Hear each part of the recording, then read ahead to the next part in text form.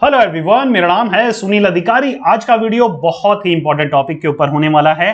Top 10 jobs after BBA and MBA. अगर आप ऐसे बच्चे हैं जो कि 12th के बाद ही जिसका सपना है और जिसने ठान लिया है कि सर हमें तो मैनेजमेंट और बिजनेस फील्ड में ही अपना कैरियर बनाना है, यही फील्ड हमारे लिए बनी है और इसी फील्ड में हमारा इंटरेस्ट है और हम ये कोर्सेज करने जा रहे हैं। बीबीए अभी हम कर रहे हैं या फिर बीबीए ऑलरेडी होने वाला है हमारा। एमबीए डेफिनेटली हमें करना है, लेकिन सर उसके बाद क्या, कौन सी वो जॉब्स हैं जो कि हमें सबसे अच्छा कैरियर ऑप्शंस प्रोवाइड करा पाएंगी, सबसे अच्छी अपॉर्चुनिटीज दे पाएंगी, सैलरी जिसमें सबसे ज्यादा है, प्लीज हमें बता दीजिए। तो हाजिर है ये वीडियो। यहां पर बात करने वाले हैं 10 ऐसी बेहतरीन जॉब्स के बारे में जो कि आपको टारगेट करनी ही करनी चाहिए। जी हाँ, आपको टारगेट करनी ही करनी चाहिए, जी जान लगानी है आपको इन जॉब्स को पाने के लिए। सबसे बेस्ट पे स्केल है मैनेजमेंट जॉब्स का, जो हम आज के वीडियो में डिस्कस करने वाले हैं। तो बिना कोई टाइम वेस्ट करते हुए चलिए वीडियो करते हैं स्टार्ट। सबसे पहली जो हाई पेइंग जॉब्स है आफ्टर बीबीए एंड एमबीए वो है बिजनेस कंसल्टेंट की। आप में से कोई ऐसा बच्चा नहीं होगा जिसने मैनेजमेंट कंसल्टेंट या फिर बिजनेस कंसल्टेंट नाम नहीं सुना होगा। One of the most high paying jobs है India as well as abroad. Consultant क्या करते हैं, नाम से पता लग रहा है, जैसे हम एजुकेशनल कंसल्टेंट है, कैरियर कंसल्टेंट है, आप बन सकते हैं बिजनेस कंसल्टेंट।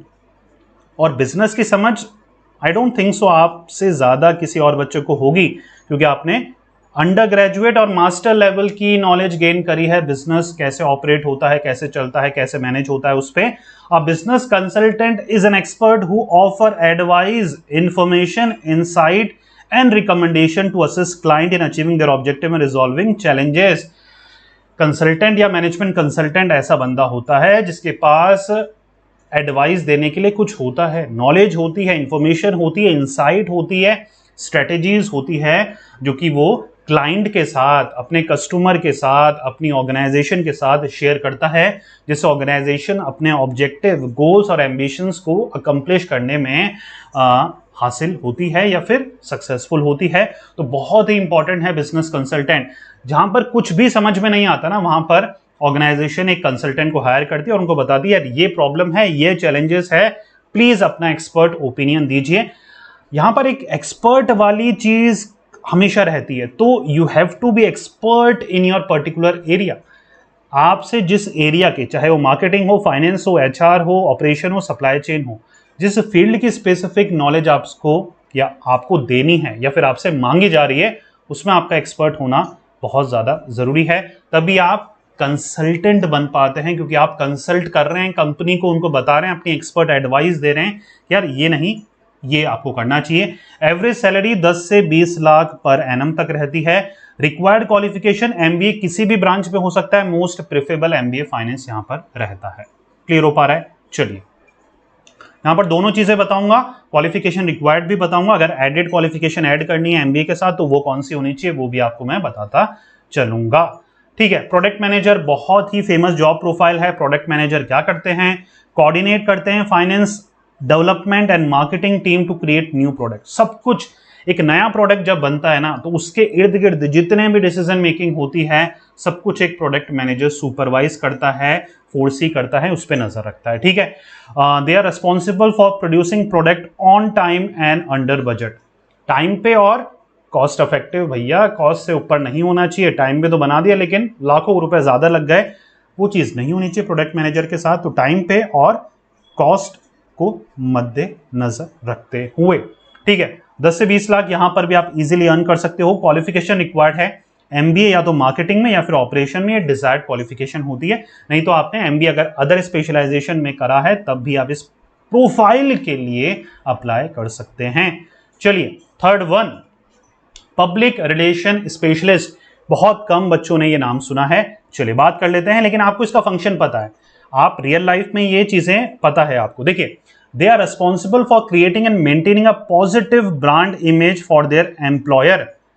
ये इमेज बिल्डअप का काम करते हैं। जितने भी सेलिब्रिटीज होते हैं ना यार बच्चा, जितने भी सेलिब्रिटीज होते हैं, जितने भी बड़े बड़े इन्फ्लुएंसर हैं, सोशल मीडिया इन्फ्लुएंसर हैं, उनके सोशल मीडिया अकाउंट कौन हैंडल करता है? क्या उनके पास पर्सनली इतना टाइम है खुद हैंडल करें? ना ना ना ना ना, वो हैंडल करते हैं पीआर के बंदे, पब्लिक रिलेशन के बंदे। उनका मेन काम होता है उनकी अच्छी इमेज को पोर्ट्रे करना।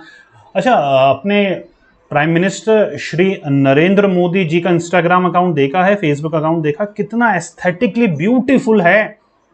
कौन मैनेज करता है? पब्लिक रिलेशन स्पेशलिस्ट मैनेज करते हैं।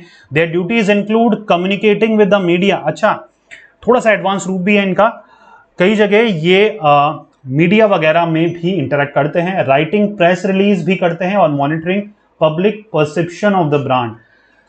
एक ब्रांड जब आपके नाम में आता है या फिर आपके दिमाग में किसी भी ब्रांड या किसी भी नाम का जिक्र आता है तो क्या इमेज फॉर्म होती है? वो इमेज को बिल्डअप करना ही काम होता है पीआर स्पेशलिस्ट का। ठीक है, पॉलिटिकल कैंपेन में बहुत ज्यादा इंपॉर्टेंट है पीआर स्पेशलिस्ट के रोल। ठीक है, एवरेज सैलरी 10 से 20 लाख रुपए आप कमा सकते हैं। Qualification MBA marketing, MBA media management, यहां पर डिजायर्ड क्वालिफिकेशन रिक्वायर्ड होती है।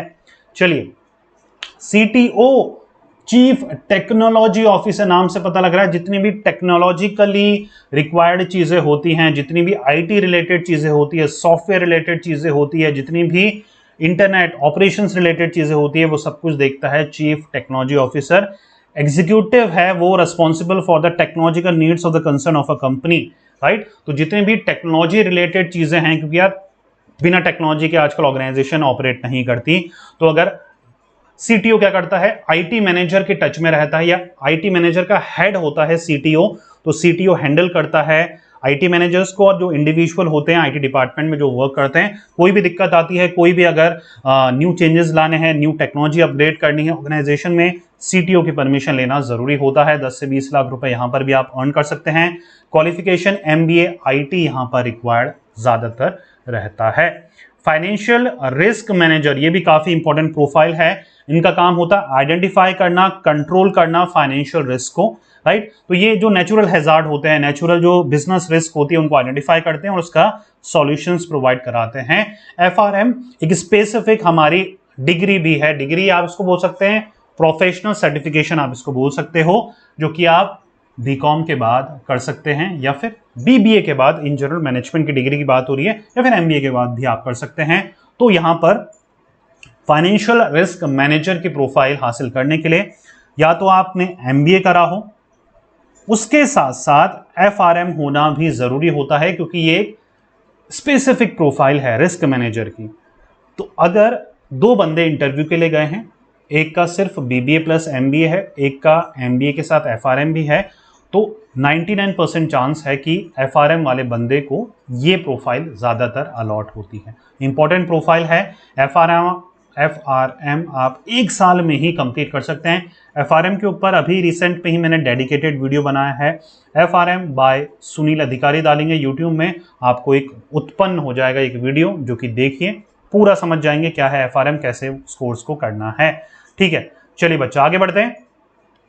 डिजिटल मार्केटर, अगर आपने एमबीए करा है डिजिटल मार्केटिंग में या फिर मास्टर्स इन डिजिटल मार्केटिंग करा है बीबीए के बाद या फिर एमबीए के बाद, तो ये प्रोफाइल बहुत ही शानदार प्रोफाइल है।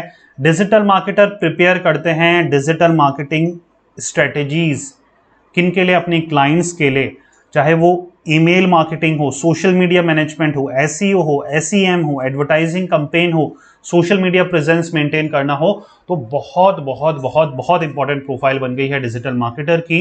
जितने भी मार्केटिंग कैंपेन्स होते हैं उनको प्रमोट करना। आप एडवर्टाइजमेंट देखते हो ना, आजकल न्यूज़पेपर वगैरह में या फिर सेलिब्रिटीज से ऐड वगैरह नहीं कराते हैं, आजकल यूट्यूब में ऐड देते हैं, आजकल ट्विटर में ऐड देते हैं, लिंक्डइन में ऐड देते हैं, इंस्टाग्राम पे ऐड देते हैं, जो नए सोशल मीडिया इन्फ्लुएंसर है उनके थ्रू प्रमोट करवाते हैं।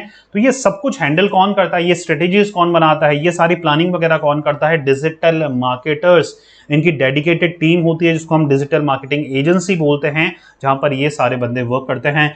रैंकिंग को, मतलब आपको गूगल में रैंक हासिल करानी हो अपने वेब पेज की, अपने वेबसाइट की, अपने कीवर्ड्स की, तो ये सब कुछ काम आपको करके देते हैं। मतलब अगर आपकी ऑनलाइन प्रेजेंस को बिल्डअप करना है तो the first person you will watch out, आप डिजिटल मार्केटर के पास ही जाते हैं, राइट बच्चा। आगे बढ़ते हैं। इन्वेस्टमेंट बैंकर, काफी फेमस ये प्रोफाइल है। Investment banker advises companies and individual on the best way to invest their money, कहां पैसा लगाना है, कहां पर नहीं पैसा लगाना है। ये जो बहुत इंपॉर्टेंट काम है वो इन्वेस्टमेंट बैंकर करते हैं। इजीली 10 से 20 लाख रुपए आप कमा सकते हैं। बाहर भी बहुत ज़्यादा इनकी डिमांड है। या तो आपका FRM हो या फिर MBA हो या फिर CFA अगर आपकी क्वालिफिकेशन है तो आपको ये प्रोफाइल इजीली मिल सकती है। फाइनेंशियल एनालिस्ट की प्रोफाइल आती है, इसको फाइनेंस मैनेजर भी आप बोल सकते हो। ये स्पेशलिस्ट होते हैं इन्वेस्टमेंट मैनेजमेंट में। ये एक्यूरेटली मार्केट को प्रिडिक्ट करते हैं कि यार फ्यूचर में हमें ये दिख रहा है, आने वाले टाइम में ये होने वाला है, तो हमें अपने एसेट्स ऐसे एलोकेट करने हैं, अपने लाइबिलिटीज को ऐसे मैनेज करना है, हमें फंड ऐसे प्रोवाइड कराना है, ऐसे मैनेज करना है। तो सारे जितने भी फ्यूचर फाइनेंशियल मार्केट प्रिडिक्शन होते हैं, सारे जो मैनेजमेंट होता है वो फाइनेंशियल एनालिस्ट देखते हैं। 10 से 15 लाख रुपए पर एनएम तक आप कमा सकते हैं। क्वालिफिकेशन यहाँ पर MBA, CFA, CFP, CA में से आप अगर आपकी कोई भी क्वालिफिकेशन है तो आपको ये प्रोफाइल मिल सकती है। Okay, marketing manager supervises and execute different marketing strategies for a company. Average salary 8 से 15 लाख रुपए। MBA मार्केटिंग यहाँ पर डिजायर्ड क्वालिफिकेशन है। बहुत ही इंपॉर्टेंट प्रोफाइल है मार्केटिंग मैनेजर की। प्रोडक्ट बन जाता है लेकिन उसको कस्टमर्स तक कैसे पहुंचाना है, सब कुछ एक मार्केटिंग मैनेजर के ऊपर ही डिपेंड करता है। Last one but not the least one, HR specialist. Organisation में जो एम्प्लॉय हैं उनको कैसे डेवलप करना है, उनको क्या ट्रेनिंग प्रोवाइड करानी है, इंटरव्यूज कैसे कंडक्ट करने हैं, उनका पेरोल वगैरह कैसे मैनेज करना है, सब कुछ HR स्पेशलिस्ट ही ऑब्जर्व करते हैं, मैनेज करते हैं। तो एक बहुत ही इंपॉर्टेंट प्रोफाइल है। 8 से 12 लाख रुपए पर एनम तक आप यहाँ पर कमा सकते हैं। MBA HR यहाँ पर डिजायर्ड क्वालिफिकेशन रिक्वायर्ड है। राइट बच्चा, तो ये थी 10 हमारी highest paying BBA MBA jobs जो कि आप BBA MBA करने के बाद पा सकते हैं। इनमें से 10 में से आपकी कौन सी डिजायर्ड पोजीशन है, प्लीज मुझे कमेंट करके जरूर बताइएगा।